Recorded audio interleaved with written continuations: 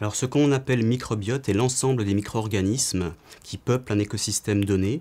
Il existe par exemple un microbiote de l'océan, un microbiote du sol, mais surtout il existe des microbiotes associés au corps humain.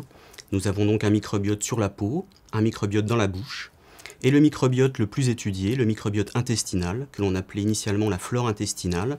Ce microbiote intestinal est constitué de 100 000 milliards de bactéries, mais également de virus, de champignons et de levures, c'est-à-dire 10 fois plus que de cellules qui constituent le corps humain. Ces micro-organismes représentent plus d'1 kilogramme de notre masse corporelle, elles nous apportent des fonctions qui sont importantes pour notre santé, et on peut donc considérer ce microbiote intestinal comme un organe supplémentaire de notre corps. Lorsque l'on compare la composition du microbiote intestinal entre différents individus, on remarque que nous nous ressemblons tous en termes de composition lorsqu'on regarde les grandes familles bactériennes, mais lorsque l'on s'intéresse plus spécifiquement aux espèces présentes, nous sommes tous différents.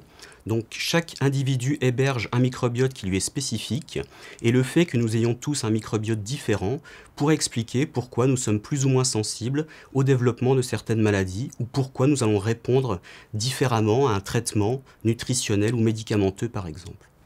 Alors ce microbiote exerce un certain nombre de fonctions importantes pour notre physiologie. Donc par exemple, il nous aide à digérer un certain nombre d'aliments. Ce microbiote est nécessaire pour la maturation de notre système immunitaire.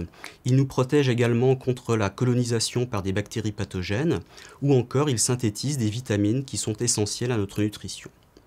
Alors, ce microbiote exerce de nombreuses fonctions qui sont importantes pour notre santé, et c'est pourquoi un déséquilibre de ce microbiote pourrait jouer un rôle dans le développement de certaines pathologies, et de nombreuses études ont maintenant démontré que le microbiote pourrait jouer un rôle dans le développement de maladies telles que les maladies inflammatoires de l'intestin, des allergies, l'obésité, le diabète, voire des pathologies psychiatriques.